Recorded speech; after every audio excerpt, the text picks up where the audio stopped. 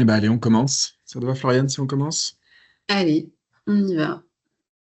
Eh ben bonjour à tous. Donc tout d'abord, bienvenue donc dans ce webinaire de rentrée d'INFIP. Donc on est ravi de vous accueillir pour parler d'un webinaire donc, qui va parler de stress en milieu professionnel. Donc un sujet dont on a voulu s'emparer chez INFIP et puis qui va être animé par Floriane Dion ici présente, que je laisserai se présenter. Avant toute chose, je voulais vous prévenir que donc, le webinaire est enregistré et qu'il y aura un replay disponible pour les personnes qui ne sont pas connectées aujourd'hui ou pour celles qui sont connectées et qui voudront revoir certains éléments. Donc pour ma part, je suis Olivier Astru, donc je suis chef de projet chez Infip. J'ai pour mission de monter des projets de formation pour parler de santé mentale, et notamment de santé mentale dans le milieu professionnel. Un petit mot sur INFIP avant de commencer. Donc, on est un centre de formation qui fête ses 50 ans cette année. On est sous statut coopératif, donc organisé en SCOP. On est reconnu sur le sujet de la santé mentale, avec des programmes à destination du secteur sanitaire, médico-social, et aussi des entreprises et du grand public. Et on est à l'origine de l'introduction de premiers secours en santé mentale en France, sur la base du programme australien, avec l'UNAFAM et Santé mentale France. Voilà pour la petite présentation d'INFIP. Floriane, je te laisse la main pour que tu puisses, toi, te présenter. Merci Olivier. Bonjour à toutes et à tous. Donc, je m'appelle Floriane Dion. Je suis formatrice INFIP en fait depuis déjà quelques années.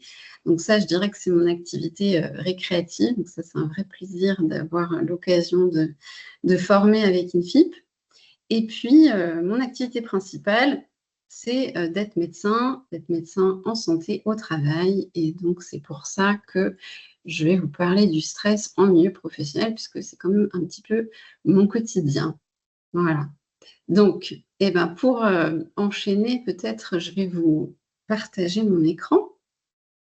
Et pendant que tu partages ton écran, je vais juste vous donner du coup comment va se dérouler ce webinaire. Donc, on est ensemble pour 1 heure. Vos micros sont coupés, mais vous pouvez interagir dans le chat. Je vais relever les questions que vous avez. Pour ceux qui souhaitent allumer leur caméra, n'hésitez pas. On est toujours content de voir vos têtes. Pour les questions, je les prendrai plutôt à la fin. Donc, on se gardera un petit temps sur la dernière partie pour pouvoir y répondre. Et puis voilà. Alors, allons-y. Donc, pour cette thématique du stress en milieu professionnel, et dont on vous propose de faire euh, de cet enjeu un défi, parce qu'il y a quand même un vrai sujet. Alors justement, pour vous montrer qu'il y a un sujet, j'ai gardé quelques chiffres là en introduction. Donc on avait eu une enquête d'empreinte humaine au Pinot Noé qui était sortie en 2022, en mars 2022, et qui nous disait qu'il y aurait 2,5 millions de personnes en France touchées par un burn-out. Donc le burn-out, on va y revenir tout à l'heure, on va se mettre d'accord sur ce que ça signifie. Il y avait eu une autre étude aussi, une autre enquête intéressante du Workforce Institute qui donc mentionnait le stress, alors avec 78% qui disaient que le stress avait un impact sur leur performance, 71% qui disaient que le stress avait un impact sur leur vie personnelle, et puis 32% qui étaient à risque de burn-out. Donc, on voit apparaître dans les enquêtes ces dernières années et dans les études la notion de stress. C'est quand même bien présent, mais en fait, c'est pas que depuis quelques années qu'on en parle. Ça fait longtemps quand même que l'OMS nous dit que d'ici 2030, les pathologies liées au stress deviendront les troubles de santé les plus débilitants et les plus répandus. Alors, le terme débilitant, il faut le traduire par invalidant, impactant. Voilà. Donc en fait, ça fait longtemps qu'on sait que le stress est un sujet, mais on ne s'en est pas nécessairement emparé.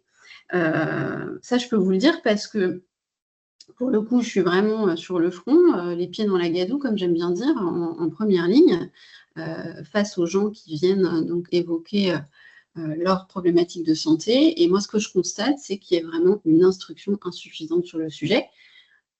Et une véritable épidémie de burn-in, burn-out. Alors, on va redéfinir ça juste après. Je dis instruction parce qu'on parle souvent d'éducation, mais pour moi, ce n'est pas le bon terme. Moi, je suis assez convaincue que le terme, c'est instruction. Et on va reparler justement de comment est-ce qu'on peut mais finalement dépasser ce manque d'instruction dont on n'a pas pu bénéficier tôt dans notre vie. Il y a un vrai enjeu de santé publique avec ça. Et donc, je vais vous parler de ce qu'on a pu mettre en place avec l'INFIP pour s'y attaquer.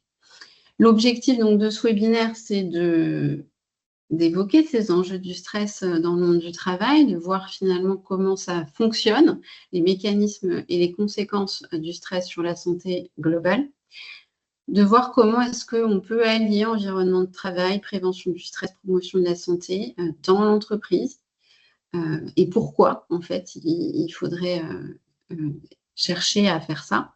Et puis, l'idée aussi de déclencher une forme d'engagement de votre part en faveur de votre propre santé déjà, et puis, si possible, de celle des autres. Et ça, on sait qu'il y a toujours un petit effet ricochet qu'il est intéressant d'aller chercher. Donc, pour le programme de cette matinée, de ce déjeuner plutôt, puisqu'il est midi, déjà, on va se mettre d'accord sur ce que c'est que le stress. Parce que moi, quand je questionne les gens, je me rends compte qu'en fait, ils ne savent pas vraiment ce que c'est. Ils utilisent le terme beaucoup, toute la journée, sans nécessairement avoir vraiment compris de quoi il s'agit. Et ça, c'est un problème. L'idée, ce serait aussi ensuite de voir comment est-ce qu'on peut prévenir tout ça, de retrouver ce pouvoir de prévenir, et puis de passer donc d'une dimension individuelle à une dimension plus collective, et donc d'aller vers un défi vraiment collectif avec cette thématique du stress. Donc le stress, qu'est-ce que c'est? Et alors là, Olivier, il va vous proposer un petit test, un petit sondage plutôt. Donc, vous avez la possibilité de choisir une réponse parmi celles qui vous sont proposées. Donc, le stress pour vous, c'est une émotion, un sentiment, une situation, de l'anxiété, un besoin, un art de vivre, pourquoi pas, une religion, ou alors encore rien de tout ça. Donc, on vous laisse voter. Et moi, je vais jouer aussi sur mon écran de contrôle. Hop. Et donc, nous avons les premières réponses qui arrivent. Allez-y.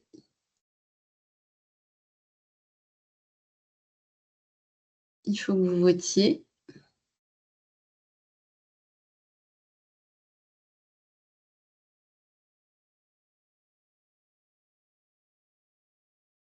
Alors, qu'est-ce qu'on a?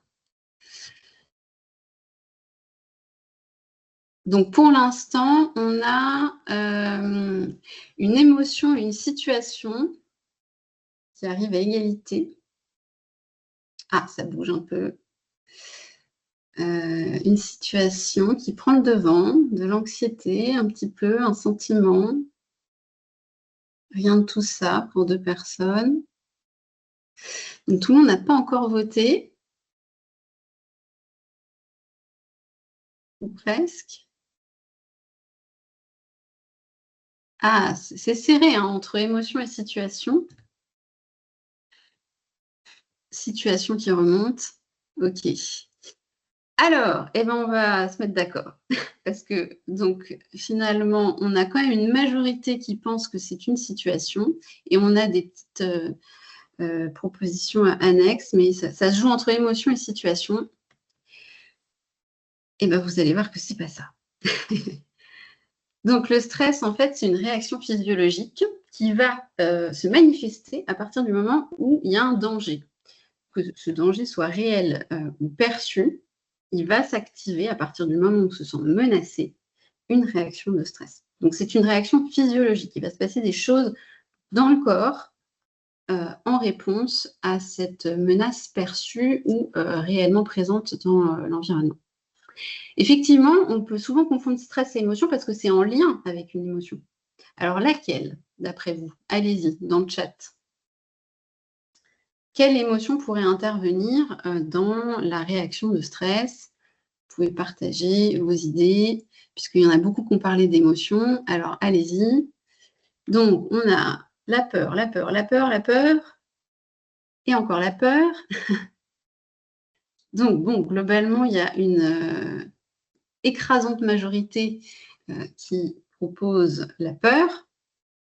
Alors, l'anxiété, effectivement, l'anxiété, c'est une peur un petit peu particulière. C'est une peur d'anticipation, mais donc c'est de la famille des peurs. Et en effet, l'anxiété peut aussi déclencher la réaction de stress.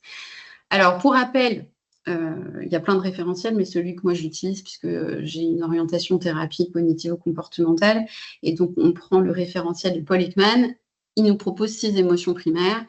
Vous reconnaissez ici sur la planche peut-être la surprise, ici le dégoût, ici donc la peur, la tristesse, la joie et la colère. Donc pour le petit moyen mnémotechnique, vous avez ici les 5 émotions de vice-versa, plus la surprise, puisque dans vice-versa, ils ont associé peur et surprise. Donc effectivement, il s'agit bien de la peur. Alors les sentiments qui peuvent découler de la peur, vous les avez autour. Je me sens soucieux, je me sens paniqué, je me sens inquiet. L'émotion primaire, c'est bien la peur. Et autour, il y a toutes sortes de sentiments qui peuvent se conscientiser. Alors, une émotion, en fait, ça va arriver lorsqu'il y a un décalage entre nos attentes et la réalité extérieure. C'est vraiment une notification que le corps nous envoie pour nous dire qu'il se passe quelque chose. Donc ça, c'est vraiment important à comprendre. Il n'y a pas d'émotion négative. On entend ça des fois, mais en tout cas, dans le champ des thérapies cognitivo-comportementales, on ne dit pas ça parce que les émotions, même quand elles sont désagréables, elles sont particulièrement intéressantes à décrypter. Elles disent vraiment quelque chose. Donc, comment ça se passe? Il y a une situation qui va venir toucher un besoin, et parce que ce besoin, du coup, n'est pas comblé, qu'il y a un décalage entre les attentes et la réalité, eh bien, l'émotion va émerger. Donc, la situation, ce n'est pas le stress. La situation, c'est le stresseur. C'est la source de stress, c'est ce qui vient en amont. Et alors, la question, ce serait, quel besoin peut-il y avoir sous cette émotion de peur? Qu'est-ce qui peut amener à nous sentir menacés? Donc, allez-y, n'hésitez pas à donner des idées dans le chat de ce qui pourrait participer à ce qu'on ressente une menace, qu'on perçoive une menace et que du coup, on ait peur. Donc, eh bien, les besoins de sécurité, effectivement, donc, quand les besoins de sécurité ne sont pas comblés, ça, c'est vraiment, pour le coup, assez typique de l'émotion de peur. Mais qu'est-ce qu'il peut y avoir d'autre comme besoins qui ne sont pas comblés et qui font émerger, du coup, une émotion de peur et une réaction de stress avec? Alors, le besoin de reconnaissance, tout à fait. Insécurité et confiance. Donc, le besoin de reconnaissance, c'est intéressant parce que ça nous renvoie aux autres. Alors, on peut avoir de la reconnaissance de soi-même pour soi-même, je veux dire, mais il y a quand même cette idée qu'on va aller chercher la reconnaissance des autres. Et donc là, on voit qu'on appartient à un groupe et que ce que pense le groupe, ça va être important, potentiellement. Et effectivement, on va avoir vraiment, vraiment besoin de se sentir appartenir au groupe. Voilà, c'est Claire qui le dit justement, parce qu'on survit en groupe. Donc, quand on n'est pas relié aux autres, c'est une situation particulièrement vécue comme menaçante. Alors, il y a les besoins physiologiques de base, effectivement. Quand ils ne sont pas satisfaits, ça génère un stress pour l'organisme. Et donc, on peut prendre comme image la pyramide des besoins de Maslow. On voit effectivement qu'il y a différents types de besoins. Les besoins physiologiques qui sont matérialisés ici en bas, les besoins de sécurité dont on a parlé, Cédric nous en a parlé, les besoins d'amour d'appartenance qu'on vient d'évoquer aussi, les besoins d'estime avec la reconnaissance, ça vient se placer ici, et les besoins d'accomplissement. En fait, ce qui est intéressant de voir, c'est que quel que soit le type de besoin, ça peut amener à se sentir menacé, ça peut amener à déclencher une réaction de stress. Là, par exemple, pour les besoins d'accomplissement, on va volontiers parler de ce qui nous permet d'être alignés avec nos valeurs. Typiquement, quand on est en conflit de valeurs, c'est une véritable source de stress. Donc, tout type de besoins peuvent amener à se sentir menacé, à déclencher une réaction de stress. L'important, c'est d'arriver à comprendre ça, de décrypter ce qui se passe pour soi, pour pouvoir mettre en place une réponse en face. Donc ça, c'est ce qui se passe quand il y a un stress aigu. Il y a une situation, on est exposé donc à une menace par cette situation. Il s'enclenche une réaction de stress. Si la situation se règle, et bien finalement, il n'y a plus de stress. Le problème, c'est que parfois et souvent, on a du stress de manière assez chronique. Alors, qu'est-ce qui se passe quand le stress devient chronique? Eh bien, on va avoir un petit peu tous les systèmes de l'organisme qui vont être perturbés.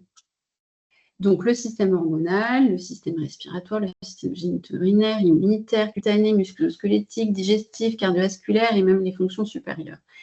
Et à moyen terme, déjà, on peut voir apparaître un certain nombre de problématiques de santé et je vous ai mis un panel assez large de ce qui peut arriver.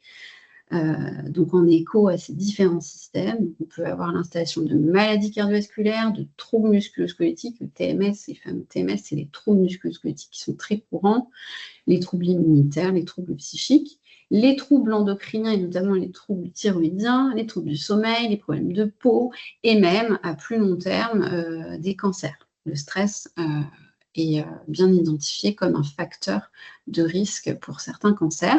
Il y a aussi l'impact sur le poids, bien évidemment. Donc le stress, quand il devient chronique, il y a de vrais impacts sur la santé et sur la santé globale.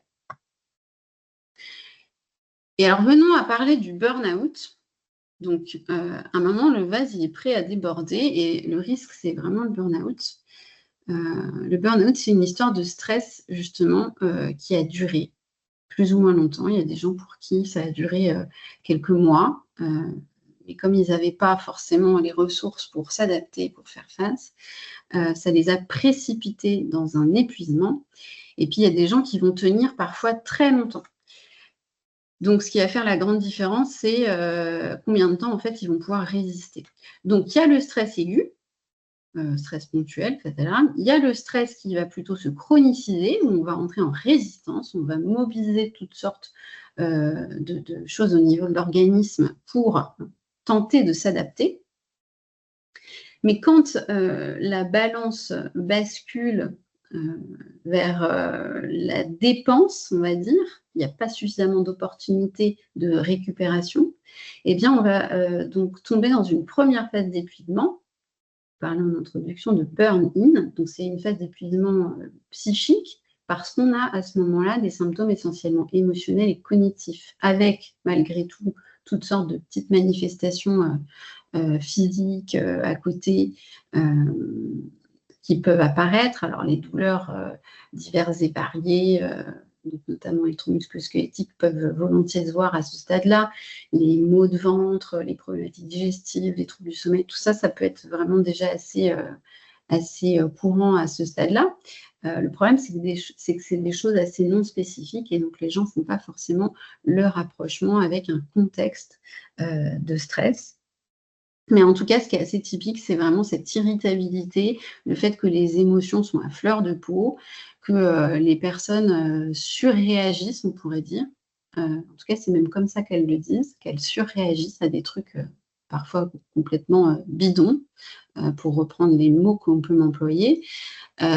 Et les manifestations cognitives peuvent être particulièrement inquiétantes pour les personnes. C'est des troubles de la mémoire, des troubles de la concentration, parce que l'attention va être mobilisée par la fameuse menace ou les fameuses menaces. Donc, toute l'attention va être captée par ça. Et pendant ce temps-là, du coup, on n'est pas concentré sur d'autres choses. Et c'est seulement finalement la dernière phase de ce processus qui faudrait appeler burn-out. Mais on dit burn-out à toutes les sauces. Et donc, en fait, quand on dit burn-out, on ne sait pas vraiment si on parle de quelqu'un qui est en train de résister, de quelqu'un qui est en burn-in ou de quelqu'un qui est vraiment en burn-out. Le vrai burn-out, c'est l'épuisement global. Donc, le corps lâche en même temps que le cortisol s'effondre. Parce que il est plus capable de tenir en fait. Il a trop tenter de s'adapter, il ne peut plus du tout tenir. Donc, c'est typiquement les gens qui vont vous faire des malaises, parfois donc, au travail, en pleine réunion, donc ça lâche, ou alors qui un matin ne peuvent pas se lever. Donc finalement, c'est vraiment le bout du processus. Moi, j'ai surtout beaucoup de gens qui sont ici dans la phase d'avant, la phase du burn-in, et souvent, ils n'ont pas conscience du tout de ce qui est en train de se passer. Alors, maintenant qu'on a précisé ça, Olivier va vous proposer un autre petit jeu. Et on vous a mis 3 principaux stresseurs. Donc, vous avez compris qu'en amont du stress, il y a les situations qui vont être source de stress, ce qu'on appelle aussi les stresseurs ou les facteurs de stress. Donc, on vous en a mis 3 et il va falloir que vous les mettiez dans l'ordre d'après vous. Qu'est-ce qui va arriver en première position parmi ces stresseurs? Et puis, donc, vous pouvez jouer avec les petites flèches pour classer ces propositions. Alors, je joue aussi. Alors, hop.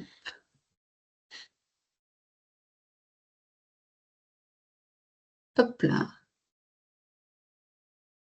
À voter. Alors, donc pour l'instant, nous avons 3 réponses. 6 réponses. Alors, voyons un petit peu ce que ça donne. Donc, pour l'instant, arrive... Ah, ça bouge. Arrive en premier sur ces 10 réponses, le travail, ensuite les problèmes familiaux et ensuite la situation financière. Alors, donc il y en a qui continuent de voter. Ça a l'air de se figer comme ça. Allez, je vous donne la réponse. Donc, c'était une enquête, les Français et le stress, de mars 2023, et donc pour la population des 18-75 ans. Les 3 plus grosses sources de stress étaient donc bien ces 3-là, et le travail arrivait en première position, avec juste derrière la situation financière, et en troisième position, les problèmes familiaux. Donc, vous aviez bon pour le travail en première position, globalement. Et ensuite, donc, venait plutôt la situation financière. Mais vous voyez, c'est serré quand même. Alors, ce qui est intéressant, c'est de voir que si on allait sur des tranches d'âge en particulier, il n'y avait pas forcément les mêmes préoccupations. Donc, le travail, c'était principalement pour les 35-54 ans. Pour les très jeunes, c'est l'avenir. Et pour les 25-34, c'était plutôt la charge mentale. Alors que pour les personnes plus âgées, c'était l'actualité. Mais ce qui est intéressant quand même, c'est de se dire que pour la population au global, c'est le travail qui arrivait en première position. Alors du coup, ce qui nous intéresse là, c'est, on a vu qu'il y avait stress chronique, on a vu que c'était un vrai problème de santé mentale. Et donc, est-ce qu'on pourrait avoir des éléments pour savoir quels sont les leviers qu'on peut activer à notre échelle, soit en tant qu'individu, soit au sein de l'organisation? Oui, alors donc une fois qu'on a mieux compris ce que c'est que véritablement le stress, qu'en amont il y a un stresseur ou des stresseurs, voilà. L'idée, c'est de savoir comment est-ce qu'on va pouvoir agir, comment est-ce qu'on va pouvoir prévenir. Et une des premières choses à savoir, c'est ce qui va être déterminant en termes de santé, et notamment ce qui va être plutôt identifié comme facteur protecteur. Et alors, ce qu'on sait, c'est que d'avoir un niveau de connaissance plus élevé, d'avoir des compétences, notamment des compétences psychosociales développées, d'avoir accès à des ressources et de baigner dans un environnement favorable, ça va avoir tendance à influencer la capacité à prendre soin de soi. Donc ça, c'est ce qu'on appelle le self-care. Ça va aussi avoir un effet positif sur la capacité à aller chercher de l'aide. Donc, ce qui n'est pas forcément une évidence pour tout le monde, d'aller chercher de l'aide quand ça ne va pas.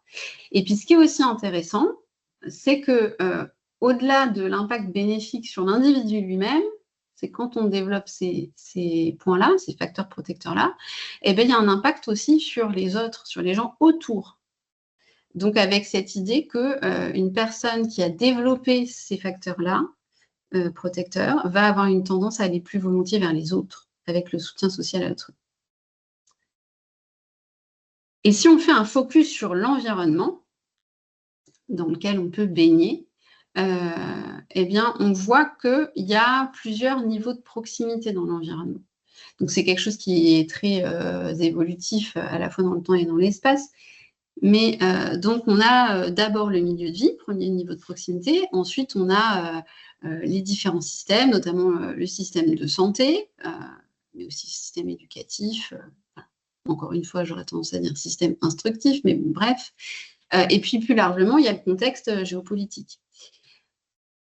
Nous, on va avoir une certaine marge de manœuvre sur le milieu de vie. Le reste, c'est un peu éloigné de nous. Il faut être modeste, on ne va pas révolutionner le système, il est ce qu'il est. En revanche, sur notre milieu de vie, on peut agir, on peut faire des choses. Donc, il y a le milieu familial, il y a le milieu de garde et le milieu scolaire pour les enfants. Il y a le milieu du travail, mais j'aurais envie de dire plutôt le milieu professionnel, parce que j'aime bien rappeler que le travail, c'est pas que l'emploi. Le milieu d'hébergement, et puis la communauté locale de voisinage. Donc, en fait, ce qu'il faut retenir de cette diapo-là, c'est que le milieu professionnel, il fait directement partie des déterminants de la santé globale, au sens que il est dans ce premier niveau de proximité de l'individu, de l'environnement. Et donc, on peut en faire un facteur protecteur si cet environnement professionnel est un environnement favorable à la santé. Donc, c'est pour ça que c'est essentiel de penser des choses dans le contexte professionnel. Et dans le milieu professionnel, on parle un peu moins de santé mentale et un peu plus de risques psychosociaux. Est-ce que tu peux nous éclairer un peu sur peut-être la différence entre les deux, ce que sont les risques psychosociaux? Tout à fait. Et donc, l'idée, ce serait que dans cet environnement professionnel, on puisse prévenir pour ne pas avoir à guérir, mais ça, c'est tout un art. Et en effet, donc on parle beaucoup des risques psychosociaux, mais sans nécessairement, là encore, savoir de quoi il s'agit. Donc, les risques psychosociaux, Golac, qui a établi un rapport en 2011, et ce rapport est vraiment une référence, nous dit que c'est des risques pour la santé physique, psychologique et sociale. Donc, déjà, si on s'arrête là, on a compris que les risques psychosociaux, ça impacte la santé globale. Donc souvent, on entend que risques psychosociaux, santé mentale, il y a un raccourci là. Attention, parce que pendant ce temps-là, on nie tous les impacts potentiellement sur les autres santé. Les trois santé, elles sont liées. Donc, il ne faut surtout pas négliger les autres santé. Il faut vraiment voir ça sous un angle santé globale. Et puis ensuite, il nous dit que ça peut engendrer, c'est engendré par des conditions d'emploi, des facteurs organisationnels, et relationnel susceptible d'interagir avec le fonctionnement mental. Donc la phrase, elle est très longue. Il faut prendre une grande respiration pour la lire. Et c'est juste un peu compliqué comme définition pour quelque chose qui finalement recouperait le stress, les violences internes et les violences externes. Alors, on ne parle pas de risques psychosociaux en dehors du milieu professionnel, ça c'est important à avoir en tête. C'est bien des risques liés au milieu professionnel. Et quand il nous dit, Golac, que c'est le stress, les violences internes, les violences externes, moi j'ai envie de dire qu'en fait c'est le stress tout court. Parce que quand on est exposé à de la violence, quelle qu'en soit l'origine, on est menacé. Et donc, si vous avez bien retenu ce que je vous ai dit tout à l'heure, on va activer une réaction de stress. Donc en fait, les risques psychosociaux, c'est rien d'autre que le stress en milieu professionnel. Alors, en amont de ce stress d'origine professionnelle, il a décrit des facteurs de risque qu'il a répartis, lui, en 6 catégories. Ça, c'est vraiment son référentiel. Et puis, en aval, il y a des conséquences. Et les conséquences, elles vont porter aussi bien sur l'individu que sur l'équipe et plus largement sur l'entreprise. Et ça, c'est important à appréhender, parce que on a tendance à mettre un peu trop le paquet sur l'individu et oublier le reste. Donc voilà pour les risques psychosociaux. Retenez que c'est le stress en milieu professionnel, tout simplement. L'impression que ça donne aussi, c'est que tu dis on se concentre beaucoup sur l'individu. J'ai l'impression qu'on se concentre aussi beaucoup sur les conséquences. Donc on va beaucoup traiter les problèmes une fois qu'ils sont apparus. Je pense que du coup, dans ton approche, tu as vraiment un angle prévention, promotion de la bonne santé. Donc comment tu peux nous donner un peu des clés pour aller plutôt en amont des problèmes plutôt que d'aller traiter les conséquences?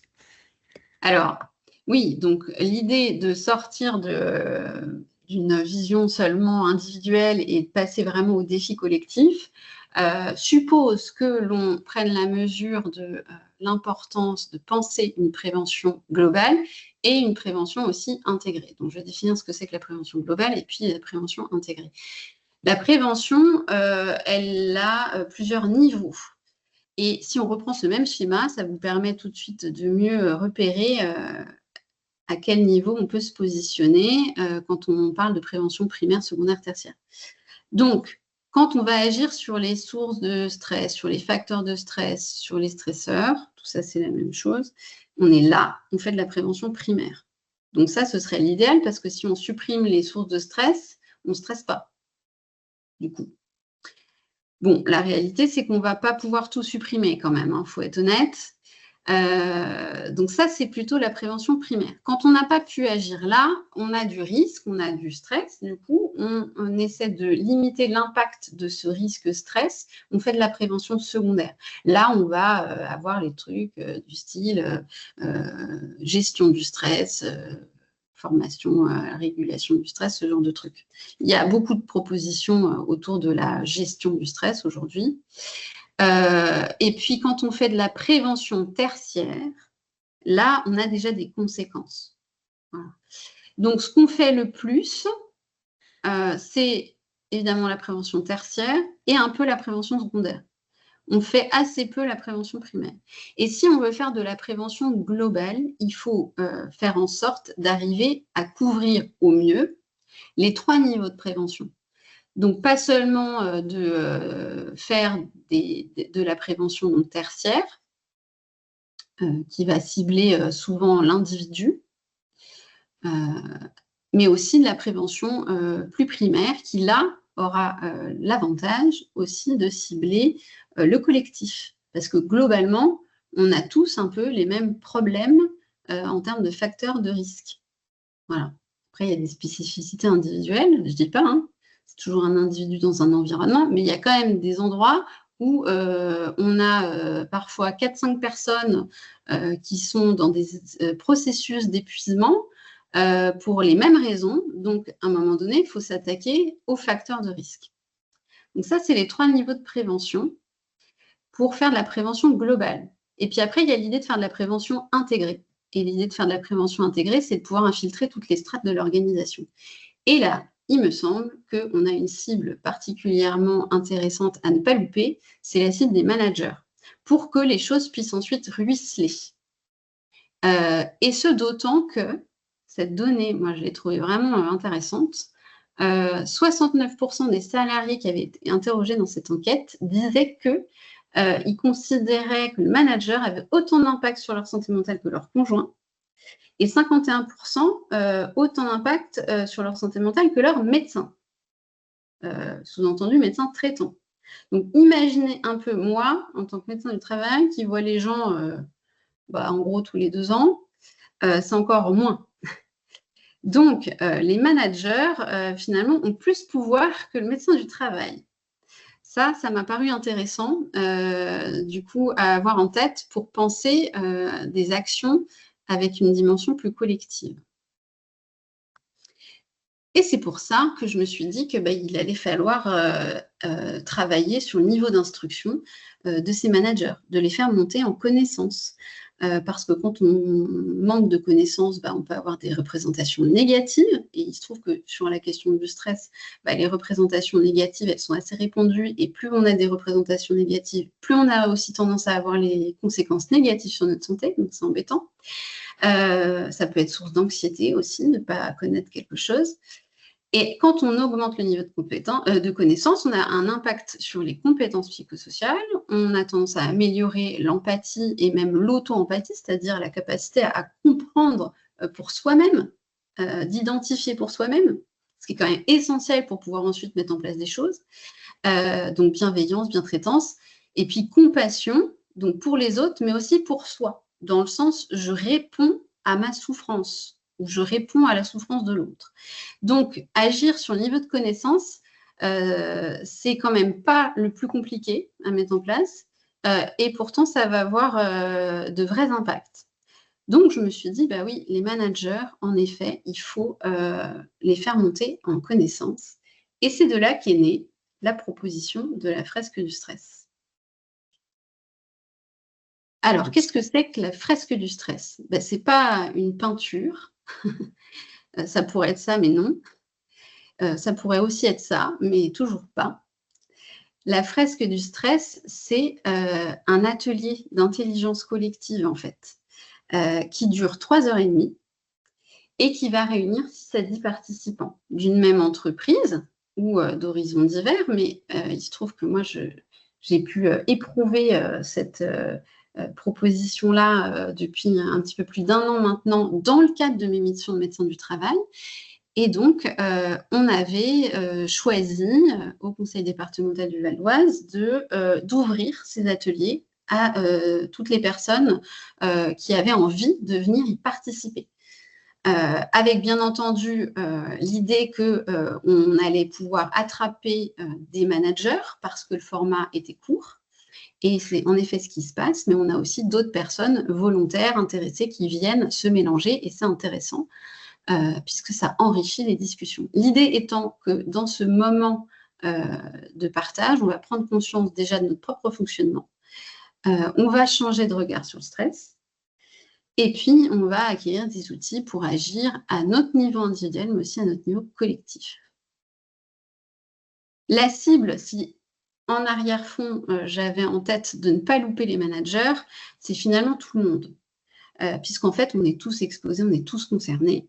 Donc, ça me semblait intéressant de pouvoir ouvrir à tout le monde et pas seulement aux managers, même si bien entendu, vous avez compris qu'il y a un enjeu à les sensibiliser, eux, tout particulièrement. Il n'y a pas de prérequis nécessaire, donc on vient avec les connaissances qu'on a, et comme c'est de l'intelligence collective, c'est ça qui va être intéressant, c'est que c'est les niveaux différents qui vont permettre de travailler et d'avancer.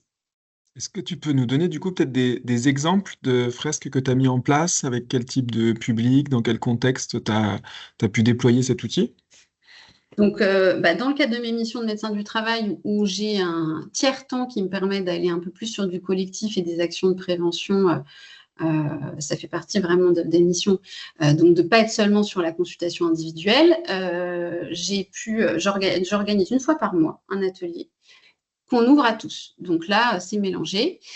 J'ai eu une fois une demande en équipe. Alors là, c'était sympa parce que du coup, les personnes pouvaient donc entendre en même temps les mêmes messages, et ça a été beaucoup apprécié de faire ce temps en équipe. Et puis, dans mon activité de formatrice, mon activité récréative, j'ai pu aller dans tout type d'entreprise pour proposer de tester l'atelier. Et souvent, les premiers à tester l'atelier, c'est les services RH, c'est les CODIR, et c'est chouette parce que c'est quand même les gens qui vont prendre des décisions importantes dans les organisations. Et ça, c'est parce que le format est court et que du coup, ils ont la possibilité d'y participer. Si on est sur des formats plus longs, évidemment, il y a un frein qui est celui du temps. Donc, ce n'est pas par hasard que j'ai choisi un format court pour pouvoir commencer à prendre conscience qu'il y a un sujet. Donc, l'idée avec cet atelier-là, c'est de proposer une approche globale du stress autour d'un jeu de cartes. Donc, on va explorer les stresseurs, la réaction de stress, la réponse comportementale. Qu'est-ce qu'on fait? Comment on va avoir tendance à réagir face à ça? Quel genre de ressources on va pouvoir aller chercher pour équilibrer? Et on va pouvoir aborder dans cet atelier les 4 principales activités qui sont à risque de burn-out. J'ai dit tout à l'heure, le travail, ce n'est pas que l'emploi. Et effectivement, donc, il y a les études qui viennent en amont de l'emploi, qui peuvent déjà générer beaucoup de stress. Il y a la parentalité, il y a l'aidance, il y a le bénévolat. Tout ça, c'est du travail. Même si ce n'est pas forcément de l'emploi, c'est du travail. Et pour accompagner l'atelier, parce qu'il y a cet enjeu vraiment que les gens puissent avoir accès à de l'information, j'ai écrit un livret qui fait 60 pages, avec lesquels les participants repartent. Donc, on commence à déblayer le sujet ensemble pendant l'atelier. On repart avec une vision globale, avec déjà des pistes d'action à mettre en place et des choses simples, vraiment accessibles. Et on a ensuite plein d'autres choses à explorer pour continuer sur cet élan grâce au livret. Donc voilà à quoi ça ressemble vraiment. Donc, vous voyez qu'on n'est pas du tout en train de peindre. Donc ici, par exemple, vous avez le groupe qui est à peu près au 3e tour de carte en train de discuter de la manière d'organiser les choses. Ici, ils sont à la fin de la première phase de l'atelier en train de réorganiser la fresque. Donc la fresque, c'est ça, c'est vraiment l'assemblage des cartes. Une fois qu'on a compris tous les mécanismes, qu'on a toutes les notions sur la table et qu'on les associe les unes aux autres avec une pensée logique, comme une grande carte mentale. Et puis ici, vous avez 2 autres temps, plutôt sur la deuxième partie de l'atelier du coup, où il y a différentes activités qui sont proposées pour ouvrir sur le champ des possibles, une fois qu'on a compris. Et il se trouve que eh bien, ce projet, je l'ai commencé toute seule, mais aujourd'hui, je ne suis plus toute seule. Et avec notre expérience de collaboration qui était si chouette, j'ai pensé que l'INFIP serait un bon organisme pour m'aider à poursuivre la mission d'instruction. Et donc, nous avons formé un pool d'animateurs pour pouvoir déployer à partir de tout de suite dans toute la France. Nous avons donc des animateurs en région. Le but étant de pouvoir être réactif et d'aller sensibiliser sur le terrain à cette thématique du stress qui est un vrai enjeu de santé publique, comme vous l'avez compris. Donc, à la fois en métropole et à la fois dans les îles, puisqu'on a même une animatrice à La Réunion et j'espère dans les autres îles tout bientôt. Donc, je vais laisser peut-être Olivier dire un mot sur ce partenariat dont je suis très contente qu'il puisse démarrer pour que ça puisse diffuser. Donc, au sein d'INFIP, on a à cœur, nous, de parler de santé mentale au sein des entreprises, de parler de santé mentale d'ailleurs, pas qu'au sein des entreprises, mais partout où on juge que c'est pertinent. Et donc, cette fresque du stress, elle nous semble vraiment pertinente pour être soit une première marche, soit une marche unique. Ça dépend dans quelle direction, enfin, dans quelle situation vous êtes au sein de votre structure. Mais en tout cas, elle nous pense être très pertinente pour pouvoir parler de stress, comprendre ce que c'est que le stress, et on se dit que le fait de comprendre, c'est la première brique essentielle avant de pouvoir agir. Et donc c'est dans ce cadre-là qu'on promeut cette fresque qui est en général déployée en intra dans les entreprises, beaucoup à destination de managers, mais pas que. On peut aussi avoir des groupes de ressources humaines, on peut avoir des groupes de collaborateurs qui ne sont pas forcément managers, puisque l'objectif, c'est de construire ensemble la connaissance sur ces 3 heures et demie. Et donc, comme l'a rappelé Floriane, c'est de partir sans prérequis, enfin, c'est d'arriver sans prérequis et de repartir avec un certain nombre de connaissances qui vont pouvoir aider à amorcer des changements de comportement. Voilà, si vous avez des besoins d'informations complémentaires, faut pas hésiter à nous solliciter pour avoir des informations là-dessus. Et puis, ce qu'on peut vous proposer, c'est peut-être de prendre vos quelques questions si vous avez des questions. Ah non, d'abord, je vais laisser Floriane nous présenter son dernier outil, et puis après, on passera aux questions. Oui, et donc petit cadeau parce que vous êtes resté là jusqu'au bout avec nous. En parallèle de l'atelier, j'avais envie de pouvoir mettre à disposition un outil qui permette aux gens de se dépister. Et peut-être justement de venir ensuite participer à l'atelier ou d'aller chercher de l'aide auprès du médecin du travail, auprès d'autres professionnels.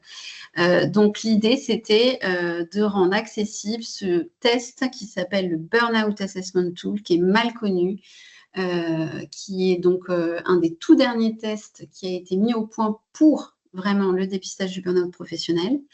Donc, vous voyez qu'il y a différentes dimensions qui sont évaluées, l'épuisement, la distance mentale, l'impact cognitif, l'impact émotionnel que j'évoquais tout à l'heure, qui sont assez spécifiques de la phase du burn-in, les plaintes psychiques et les plaintes psychosomatiques. Ce qui est intéressant avec ce test, c'est que l'approche, elle est vraiment sur une approche épuisement global, contrairement au fameux Maslach Burnout Inventory que certains peut-être d'entre vous connaissent, qui d'abord n'était pas un outil de dépistage, mais un outil de recherche, et qui ne met pas l'accent sur l'épuisement global, comme le propose ce test-là.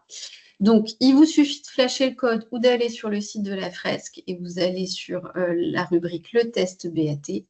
Vous pouvez donc remplir les questions en 5 minutes. C'est vraiment rapide. L'idée était d'optimiser les choses et surtout de vous permettre d'obtenir votre score facilement parce que le scoring n'est pas évident de ce test. Donc là, c'est automatique et surtout, vous avez un score qui est commenté puisque j'ai travaillé toutes les possibilités de réponse et j'ai aussi travaillé à vous donner, en fonction de votre résultat, des conseils. Voilà. Donc, c'est une photo à l'instant T. Vous pouvez le refaire de temps à autre, puisque, en fonction de ce qui se passe dans votre vie, les choses évoluent, les sources de stress évoluent. Donc, c'est gratuit. Le but est que ce test soit diffusé pour que chacun puisse y accéder. La bonne nouvelle, c'est qu'il y a régulièrement des gens qui se testent et qui ont un score de risque faible. Ça veut dire que ça me donne l'occasion, avec mes petits messages, de faire de la prévention primaire. Voilà. Et donc, pour justement vous donner un exemple de comment est-ce qu'on va chercher la prévention primaire, eh bien, j'ai fait un petit marque-page. Figurez-vous que je laisse traîner en salle d'attente dans les endroits un peu stratégiques au travail. Et donc, ça permet d'attraper des gens qui ne seraient même pas venus jusqu'à mon cabinet de consultation ou qui ne se seraient pas spontanément inscrits à l'atelier, mais qui y viennent ensuite. Voilà, donc un petit outil à diffuser. Donc, on a un petit peu de temps. On a bien généré le temps, Olivier, qui m'avait tellement stressée pour ne pas trop déborder que du coup, on est super large. Donc déjà, merci pour votre présence. Donc, au plaisir, comme j'aime bien dire, de vous mettre non pas en stress, mais en fresque. Et puis, donc, on peut répondre à quelques questions. Alors Je vous ai mis ici l'adresse d'Olivier, hein, si vous avez besoin de lui envoyer un petit mail pour d'autres infos. Moi, je remonte un peu dans le fil.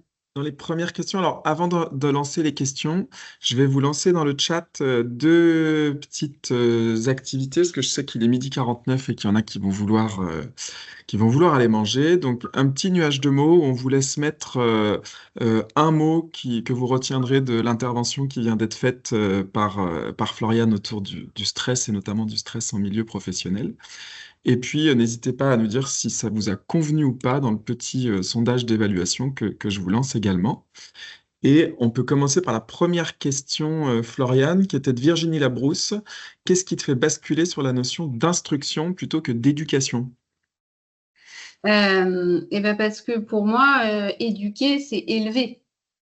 Et donc, c'est pas la même chose que de transmettre des connaissances.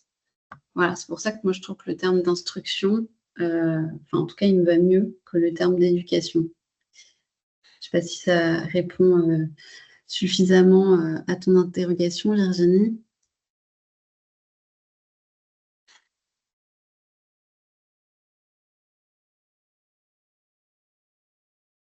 C'est vraiment Alors, l'idée que l'école, elle n'est pas là pour élever les enfants, mais pour les instruire.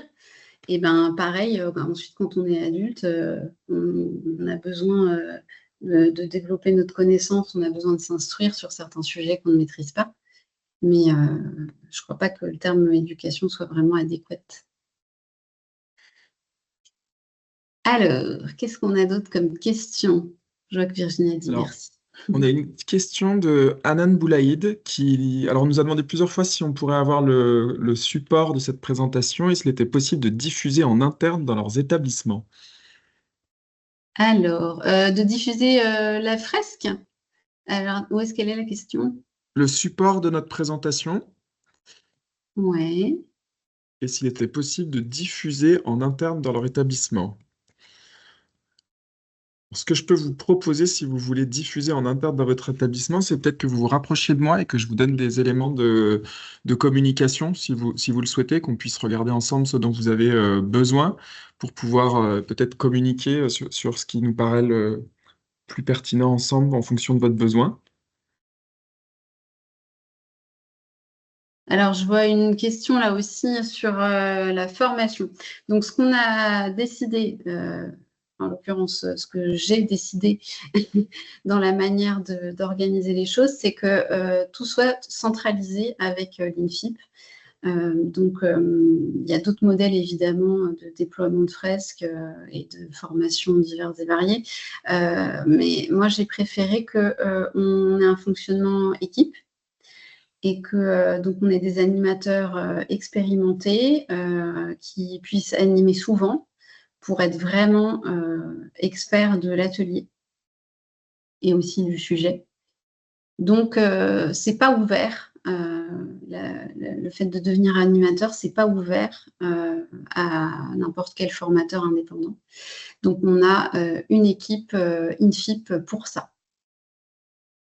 Voilà. Donc, pour l'instant, on a notre petit pool qui est constitué. Si on se trouve débordé, on verra pour étoffer l'équipe. Espérons qu'on se trouve débordé. Donc voilà, l'organisation est celle-ci. Il y a des enjeux autour de la qualité qui me semblaient importants et c'est pour ça qu'on a décidé de faire comme ça.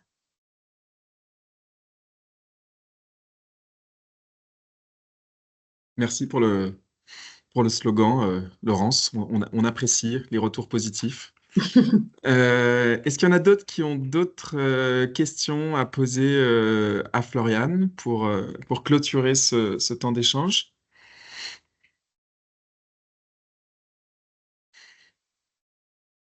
Alors, on a eu quelques réponses, Floriane, sur le nuage de mots. Je ne sais pas si tu peux le consulter. Alors, pour ceux qui n'arrivaient pas à le mettre, j'ai rentré les mots qui ont été mis dans le chat, dans le nuage de mots. Alors, comment je fais pour afficher le nuage? Il est où? Un mot. Ah, je ne sais pas si je peux le voir, moi, le nuage. Hop. Alors, Je peux dans jouer, mais je ne sais pas si je peux le voir. Ah, si, plus. Ah, si, ça y est, je vois. Prévention, ressources, stresseur, conscience, clarté, meilleure compréhension, instruction. Voilà. Bah, l'idée, en effet, c'est de pouvoir faire de la prévention aux différents niveaux. Alors, ça me donne l'occasion d'appuyer un peu sur ce point parce que mon enjeu, c'était vraiment d'arriver à faire de la prévention globale et intégrée. Comme je vous expliquais tout à l'heure, prévention globale, c'est d'agir aux 3 niveaux. Il y a assez peu de choses qui sont disponibles qui permettent vraiment de combler les 3 niveaux de prévention. Le fait est que quand quelqu'un vient en atelier, moi, je ne sais pas s'il est exposé à des facteurs de risque, s'il est exposé à du risque ou s'il y a déjà des conséquences. Je peux l'appréhender un petit peu avec les questionnaires qui sont envoyés en amont de la formation aux participants. Mais sinon, c'est vraiment un peu le hasard. Et en fait, c'est ça qui est chouette avec l'atelier, c'est que ça permet vraiment de répondre aux besoins d'information de chaque personne, quel que soit le stade où elle se trouve, et de faire donc de la prévention aux 3 niveaux. Comme c'est ouvert à tous, qu'il n'y a pas de critères à l'entrée, on a aussi bien des personnes qui vont avoir déjà traversé un burn-out, par exemple, que des personnes qui sont simplement donc exposées à des sources de stress. Donc, on arrive à couvrir les 3 niveaux de prévention avec ça. Donc, ça, c'est chouette. Et puis, intégrer parce que il y a toutes les strates de l'organisation qui vont pouvoir être sensibilisées, parce que les individus appartiennent à différentes strates de l'organisation, mais aussi parce que, en ayant été sensibilisés, eux, ils vont avoir un impact directement sur le microsystème auquel ils appartiennent. Donc déjà leur propre équipe, parce que quand on connaît mieux un sujet, on en parle. Et quand on sait ce qu'on peut faire, eh ben, on met en place des choses qui vont se voir. Donc ça va avoir par mimétisme aussi un retentissement positif sur les gens autour. Voilà.